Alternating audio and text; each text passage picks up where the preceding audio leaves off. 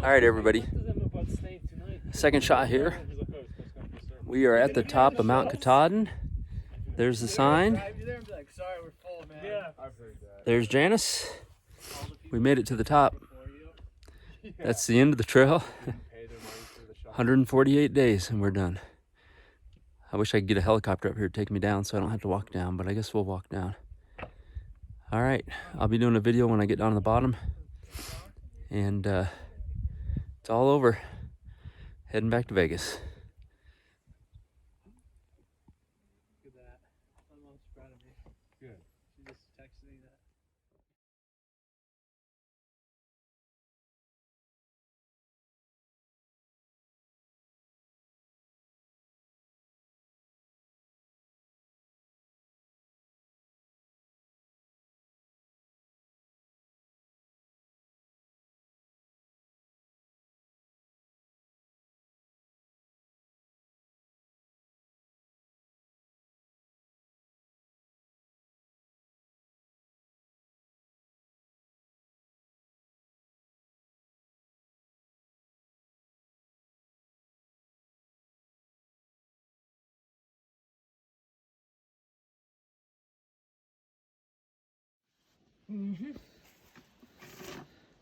Is it clearing? Yep.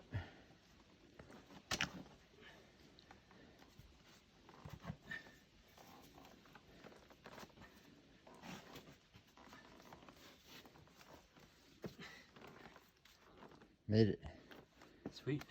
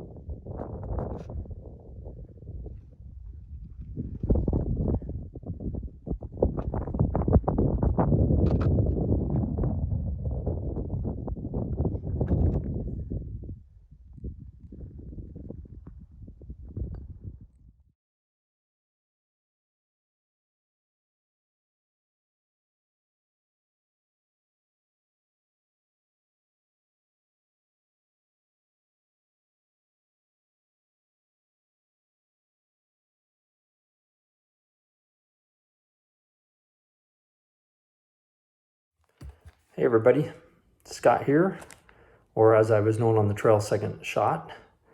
So we're back in Vegas, the trail's over. I've been back for almost 3 weeks, I think now. So I've been promising to do a final video. I've been putting it off. A little bit of an adjustment, getting back to normal life, which I'll talk about in a minute. So this video may be very long, so it might be a two-parter. I've written down a bunch of notes, and I guess we'll go ahead and get started on it. So I wrote down some stuff people have asked me, trying to answer some questions, and we'll see what we get here. All right, so how many days? It was 148 days from start to finish. I started on March 4th, and I ended July 29th, which was the day before my wife's birthday. I was trying to finish before or on her birthday. I also had some friends that were coming out to Maine for a lobster dinner if I completed it, and the best day for them to be there was July 30th, so that's what I was shooting for. I had that 148 days included 10 zeros. A zero is a day that you don't hike at all. You just take the day off. I had 3 zeros for when Betty came out to visit me, and I had, I think, 3 or 4 zeros for weather, so that leaves like 3 or 4 zeros for just healing up. I know I took one when my back was bothering me in, where was that? About the halfway point, I think, Harper's Ferry. All right, what else do we got? Janice. Okay, people ask about Janice. I'll tell one more time real quick. Janice is the crematorial remains of a friend of mine. She was going to cheer me on when I wanted to quit. Sadly, she passed away right before I started last year. So I've been taking, you'll see it's like a little antique, actually.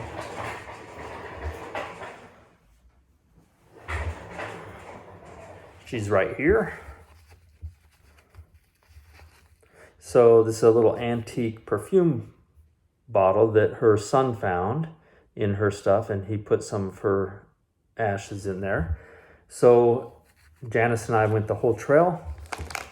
She did every single foot of the Appalachian Trail. She's also done a couple other trails with me. So I was going to leave her on the trail, but I decided not to. I talked to my buddy Radio, and he said that it was fine to keep her as a permanent hiking and adventure buddy. So that's what I've done. All right. People ask what it's like to get back to normal. Well, there's a thing called after trail depression. And I thought I wouldn't have any of that.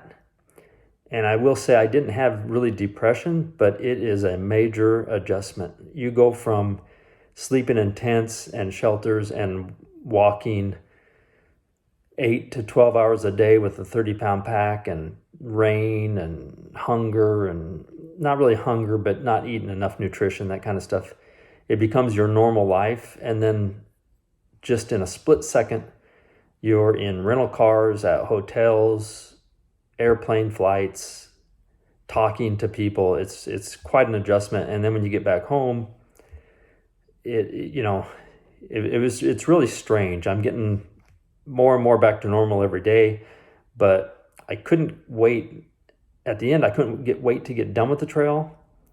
It'd been long enough, but as soon as I was done, it was like I missed it. It's really strange the way it happens, but getting back to normal, we'll get there. All right, my favorite state. I have 2 of them. One was New York. And I like New York because New York, it seemed like every highway that you crossed when you'd come out of the trail, and it wasn't everyone, but a lot of them, you could go just a couple tenths of a mile down the road and find an ice cream shop or a deli. I think there were sections of New York that I packed 5 days worth of food that lasted me almost 10 days because there was so much food you could just go buy and eat, which was awesome. And the other state was Maine, the last state. I don't know if it's because it's the last state and it was the end, but Maine is absolutely beautiful. It's nothing but trees and views and lakes and ponds. You see float planes flying everywhere. The trail club, the Maine Appalachian Trail Club, is amazing. They put every single blaze. If you get lost in Maine, you're trying, because all you have to do is look up and you see a blaze. what a great group. They take care of the privies, the shelters, just an awesome trail club. All right, worst state, without a doubt, Pennsylvania.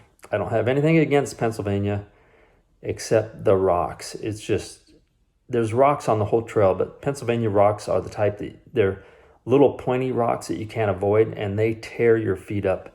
I know a lot of people that just quit in Pennsylvania because they destroyed their knees and their feet. I went through a pair of shoes in Pennsylvania. It was just a terrible state for walking. By the way, another question was how many pairs of shoes? I went through 6 pairs of shoes in basically 2,200 miles. All right, how many people were on the trail?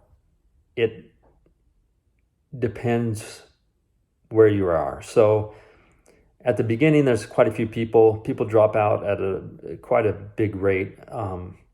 After 30 miles on the trail, is your first spot you get off the trail. It's called Neal's Gap, and believe it or not, 20% of everybody that starts quits in the first 30 miles. Just that figure blows my mind, but I think people don't know what they're getting into. I had no idea what I was getting into. I knew it was going to be hard, but I had no idea how hard it was going to be. So 20% leave there. You'd go, they call them bubbles, like towards Harper's Ferry, which is the unofficial halfway point. There wasn't a lot of people out on the trail. As soon as I went through Harper's Ferry, all of a sudden I noticed just tons of people on the trail. Well, the reason was people do what they call a flip-flop. So they will start at Harper's Ferry, the halfway point, and go north to Katahdin. Then they'll come back to Harper's Ferry and go south to Georgia. And I ran into a bubble coming out of Harper's Ferry. And the problem with a bubble is if you get to a shelter, there's no room in the shelter, and a lot of times there's not even any room to camp because there's only so many tent spots that are flat enough to put a tent. So you don't want to be in a bubble. I didn't want to be in a bubble. There's too many people, not enough spots to camp. Sometimes you have to wait for a privy. You're more likely to catch something from somebody else. So, I need to talk to people, and I noticed a couple times I would go a day or two without seeing anybody, and it kind of messed with my head. But you can go overboard on the other way too, where you're just too many people. How much weight did I lose? This was a shock to me. I could feel myself getting weaker towards the end. I started out at 163 pounds, which is too much weight for me. I was probably 20 pounds overweight. I should be around 140.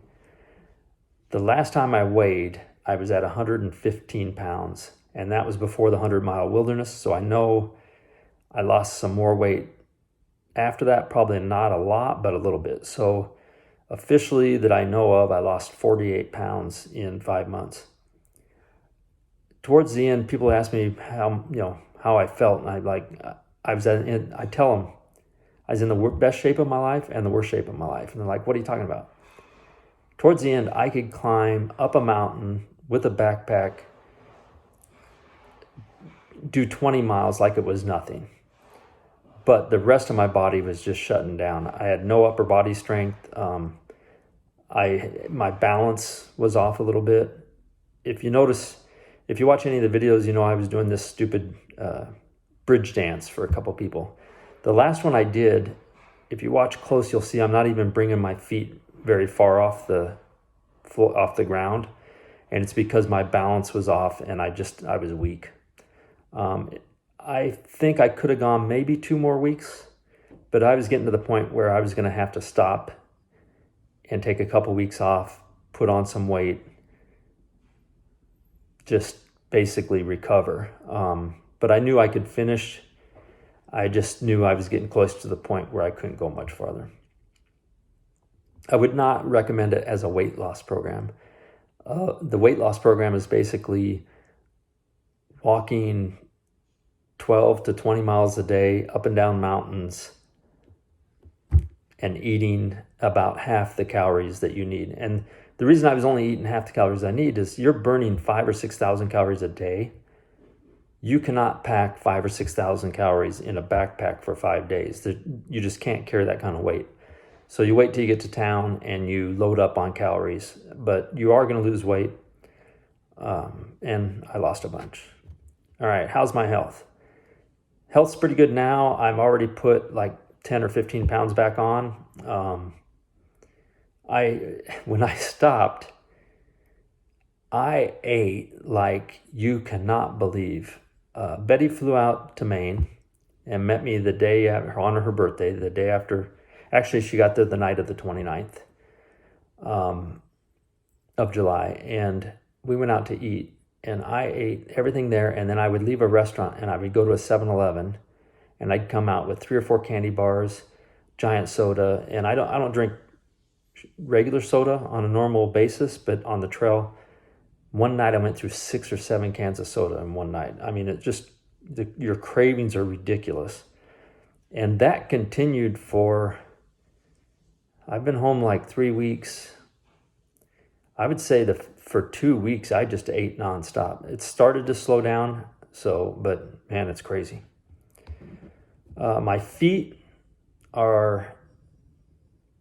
they didn't bother me that much on the trail, but they've been bothering me a lot after the trail. They are getting a little better. I went and had a pedicure, and basically the bottom of my feet were just a big callus. So they used that cheese grater. It was disgusting. They pulled so much stuff off the bottom of my feet.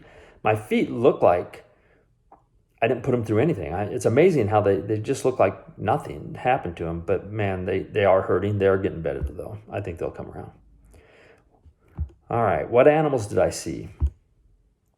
I never saw a bear. I never saw a moose. I didn't care to see a bear unless it was running away from me. And I was hoping to see a moose, but just didn't run into any. Saw lots and lots and lots of deer, lots of small animals, that kind of stuff. But there's not a lot of wildlife on the Appalachian Trail. What would I do different? Well, if I had the time, which I had the time, I could have gone longer. But the problem is I didn't think it would be fair to go any longer than I did with Betty at home. You know, it's kind of a lot to ask of her to kind of put us taking trips or doing anything for 5 months, to put that on hold while I'm out in the woods hiking. So I felt like the faster I could do it, the better. And to tell you the truth, at the end, I was done. And I would say the last 3 weeks, for every northbound hiker that I talked to, and I talked to a lot of them at the end, only one of them said they wished it wasn't coming to an end.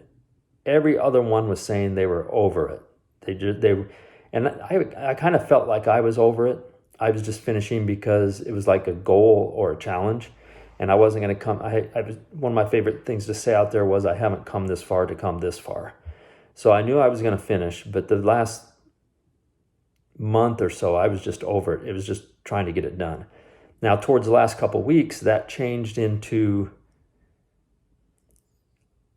kind of regretting it was going to be over and kind of getting these weird feelings about it being over. But I was ready for it to be done. So what I would do different is if I had more time, like if Betty came out to visit more, that kind of stuff, I would probably slow down. Weather. Okay, the weather. We probably had the best possible weather you could have at the beginning of the trail. It was incredible how we had so little rain, because there's a saying about the Appalachian Trail: no rain, no pain, no Maine. So rain's right in that saying, and some years they get tons and tons of rain. We had like the least amount of rain probably of any year the first part, but then it made up for it at the end. And the problem with that is it made up for it when we were in the mountains, that we were supposed to have great views and all that, and we had some really rough times in the White Mountains because of rain and cold, and we actually had 80 sustainable 70-mile-an-hour winds going over Mount Washington with 83-mile-an-hour gust. And then the next day when we went over Madison,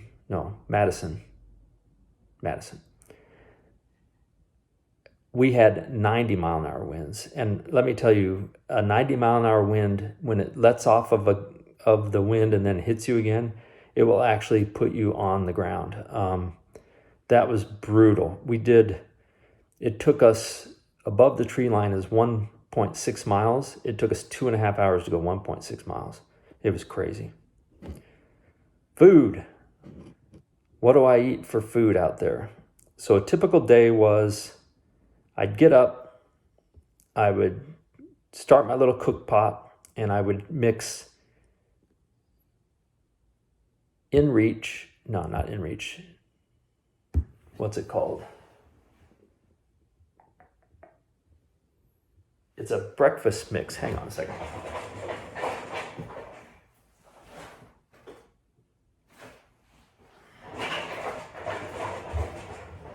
Carnation Breakfast Essentials. It's a chocolate powder you mix usually in milk, and it's full of vitamins and minerals and that kind of stuff. So I've mixed one of those, a cocoa mix, and a Starbucks instant coffee together. And I would drink that with 2 Pop-Tarts. That was breakfast almost every morning out on the trail. Then during the day, I would just eat snacks all day long. Crackers, Cliff Bars, candy, peanut butter, anything with any calories or protein. Beef jerky, cookies, anything I could pack in. Then at night, when I got to camp, supper was the same almost every day. I would cook ramen noodles with tuna. And towards the end, I started putting instant potatoes in there to thicken it up. And a lot of times, whatever you had, like if I had some jerky, I'd throw jerky in there and eat that. And that was pretty much a day's food supply. Worst day. Worst day's easy. The worst day was at the beginning. I was hiking with my cousin Kevin. We stayed at a place called Low Gap, which was actually very high in the mountains, not low in the mountains. It was windy and it got down to mid-20s, and all of my gear, my sleeping bag, all my clothes, everything was soaking wet. I didn't sleep that night. I just passed out for a while. Then I'd wake up. I was shivering, shaking all night long. I really did not know if I was going to make it through the night. It was one of the scariest nights I've ever had.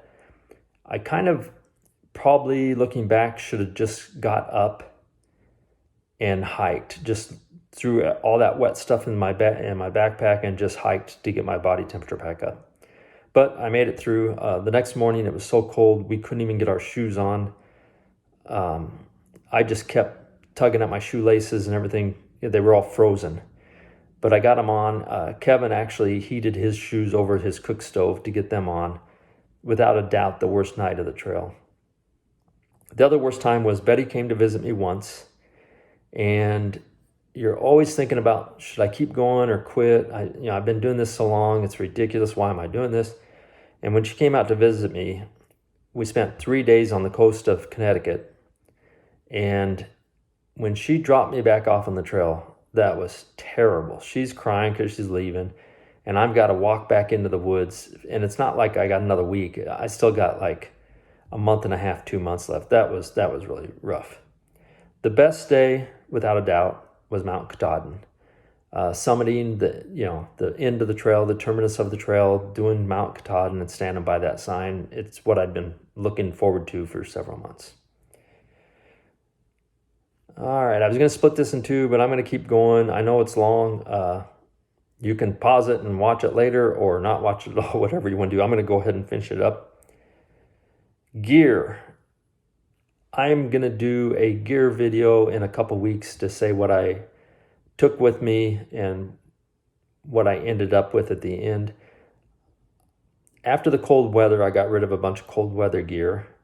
So it's easier to pack warm weather gear. For instance, my quilt that I slept with at the end was like this big. And at the beginning, it's a sleeping bag. It takes up like a third of your backpack. It doesn't weigh a lot more, but it's a lot bigger. So that was one of the biggest changes, was a sleeping bag, basically. And you get rid of, you don't need gloves and hat, cold weather hats, that kind of stuff. So it's a lot nicer once the weather gets better. But I'll do a whole gear video in a week or two. What would I take next time that I didn't take? Camp shoes. All right, so you can take like Crocs. Everybody takes Crocs or sandals or something like that. as a camp shoe. So when you get to camp, you take your shoes off, let your shoes air out, let your feet air out, and you wear Crocs or something. I didn't feel that was necessary, and I still don't think it's necessary for my foot recovery. But I tell you, when I really would have liked it, if you're in a shelter or your tent at night and everything you have is wet and you put on your dry socks that you keep dry all the time to sleep in, and then you get up to go to the bathroom in the middle of the night, you have to take those dry socks off and put your feet in soaking wet shoes to go out and go to the bathroom. Well, people with camp shoes can just put their dry sock and feet right in their camp shoes and go to the bathroom and come back. Also, at the very end, we did a lot of fording of rivers where we had to actually wade through a river, and you can't do it barefoot. You'll cut your feet up. So what I was doing was taking my socks off and then just leaving my shoes on and going through, and then on the other end, I'd put my socks back on, but your socks still get wet, and it's a pain in the butt. So next time I would take camp shoes. In fact, I've already bought them. I bought some Morale. I think they're called H2O moccasins or something. They're like a Croc, but they have a piece in the back that holds your foot in better. I've been wearing them around the house. I like them a lot. Did the trail change you? Well, I don't think you can do 5 months away from home, hiking every day, meeting new people, that kind of stuff, without changing some. It has changed me. I feel like I have a bunch of junk around the house that I absolutely do not need. I lived out of a backpack for 5 months.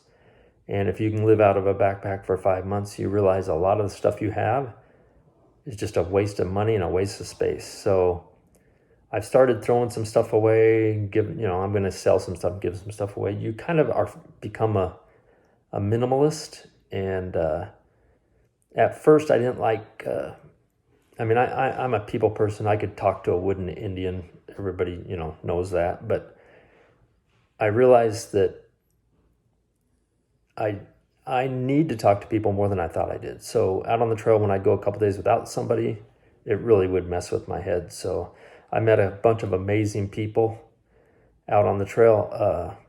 Too many to list, but tons and tons of people. The people I hiked with are my cousin Kevin. He came out for the first 5 weeks from Springer Mountain, Georgia to Damascus. And then he came back out for the last 4 weeks to go through the White Mountains and Katahdin. I also hiked for a little over a week with a guy named Jamie from southern Missouri. We hiked through the Triple Crown area, Tinker Cliffs, Dragon's Tooth, McAfee Knob, that area. Real nice guy. And then I hiked for, I think, about 2 weeks with Wildflower, Jessa, and she helped me a lot. She came in time when I was ready to quit, and her and I just happened to be going at the same pace and pretty much going to the same area, so we hiked together. She left, the day she left, she got on the Appalachian train station and went to New York, and then flew out and got back home. And the very next day was the day that I met Betty. Betty was coming in for 3 days. So that worked out really good. And actually, Jessa just stopped by Vegas. Her and her kids did a whole West Coast National Park, State Park tour for 8 weeks after she got back from the trail. And she stopped by Vegas, so we had pizza. Betty and I had pizza with her and the kids. It was nice to see her. She is doing the Appalachian Trail in sections. So she goes out for 2 or 3 weeks every year, starts where she left off, does 2 or 3 weeks on the trail, and then goes back home. And she does that every year. So I've noticed people that do that are a lot happier than the thru hikers, because you get beat up in 2 or 3 weeks, but not like you do in 4 to 6 months. So what else do we have? Oh, how much did it cost? I think if you had a very small budget and really wanted to do this, I think you could do this trail for probably, I would say, I don't know how you could do it for less than $5 or $6 grand. I mean, the food, you got to eat every day, but you also have to eat every day if you're not on the trail. So maybe you don't figure that in. You're staying in a tent and shelters. That doesn't cost anything. But you got to get to Georgia. You got to get back from Maine. You got gear to buy. I easily spent probably, I would say, with gear that I bought on trail, not counting the gear I bought before I left here, but the gear I bought on trail or replaced. Food, hotels, shuttles. I stayed in more hotels than some people. I probably spent between 10 or 12 grand on the trail, and we spent a lot of money getting back home, last minute flights, that kind of stuff. The one cost I wasn't considering how much it would be was the shuttles. So you come to a highway and you got to get a shuttle to town so you can get shower, laundry, resupply with food, and then you got to get a shuttle back to where you left off. That cost was pretty significant. I actually got my second COVID shot on the trail, and it was quite a ways from the trail, and I called every shuttle driver in the area, and only one would take me, and he charged me $280 just to go to town to get. It was quite a drive, but still, $280. What would I not hike without? I would not hike the Appalachian Trail without a inReach satellite device. It's awesome because when you don't have a signal, you can text anybody through your phone. So that comes in real handy. It's also got a button. If you get hurt, you can push the button and they will actually send rescue to you. It's just, there are times that I really had to use the texting part to get a hold of Betty. And I wouldn't hike. Even around Vegas, I hike with an inReach because I do a lot of hiking alone. And, the Appalachian Trail, people come along all the time. If you stop on the trail, that's when you see the people because you're all kind of moving during the day, so a lot of times you don't see the people even though they're behind you or in front of you. But if you stop, they pass you. So if you did get hurt, it probably wouldn't be that long before someone came along. But if they didn't have an inReach, they can't get help for you. A lot of times there's no cell signal. So I would have an inReach, and I would also have the Gut Hooks app, which tells you where you are and tells you all kinds of stuff about the trail. There's a hard guide called the AOL guide, Appalachian Trail Guide, and it's a paperback. You read it, but it doesn't tell you where you're at. It tells you where things are. It doesn't tell you where you are, and it doesn't have comments on it. So Gut Hooks, if you're going to a camp, people will comment on that camp and they'll say, it says there's water here, but it's dried up as of yesterday. So you'll know you got to get water before you go into camp. So that's kind of neat. What do I miss the most? I guess just the quiet and the hiking and I didn't think I'd miss it, but I do miss it. I miss it a lot. All right. This is a long video. So watch some of it, shut it off for a day or two, and then watch some more of it. I'm glad to be home. It kind of was a life-changing event. I still have a hard time believing that I actually did it. Janice and I had a good time, and she will be going on with me on some other adventures. I haven't hiked since I got home, but I'm itching to. I think I'm going to do the rim to rim and the Grand Canyon here in the next week or two, which will be, I'm not sure how I'm going to do it. You can go from the north rim to the south, or you can go the south to the north, or you can go rim to rim to rim. I haven't decided how I'm going to do it, but I'm probably going to do it. I'm going to do a real quick one just to kind of get the lay of the land, and then I'm going to see if some of the people I hiked with on the Appalachian Trail want to come out and do the rim to rim with me, where we actually camp in the bottom and make more of a event out of it than just hiking it. So I'm doing the rim to rim. I'll probably go do quite a bit of hiking in California when all the fires start. Right now, it is so smoky in Vegas, you can't believe it. And that's from all the fires in California, tons of fires in California. So last thing is Betty. I want to thank Betty. There were times on the trail where I just had enough, where raining for 2 days, haven't seen anybody for 2 days, everything I own is soaked, I'm cold, tired of eating ramen, you're just done. And I would text her or call her and say, I don't know if I can keep going.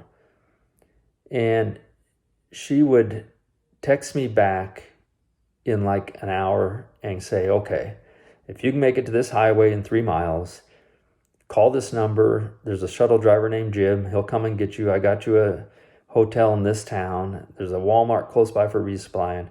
And man, there's several times that kind of stuff just saved me. And when I didn't have internet connection, I couldn't tell what was in towns.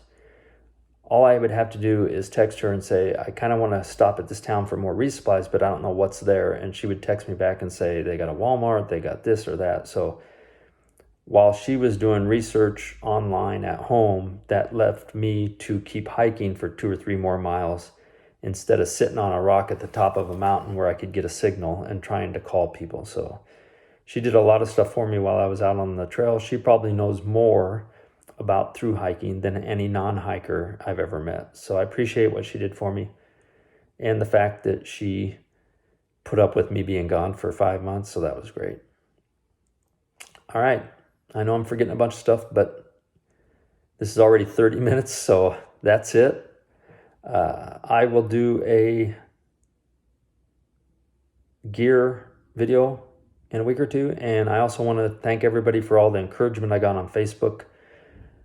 You can't imagine how much it helps when you put on Facebook that you're at a certain spot and you're kind of down and everybody tells you you're doing great, keep going, you can do it. That made a big difference. So thank everybody. I really want to thank everybody for encouraging me, and I appreciate it. Also, I would like to thank Curtis and Shell for actually coming all the way to Maine to celebrate Betty's birthday and my summiting Mount Katahdin and ending the trail. They came out and we had a big lobster dinner on the 31st, and we had a few meals together and celebrated Betty's birthday and my ending of the trail, and I appreciate it. Who flies from Vegas to Maine for a lobster dinner? Well, I guess Curtis and Shell do. And we'll see what comes up next. All right. Bye, everybody.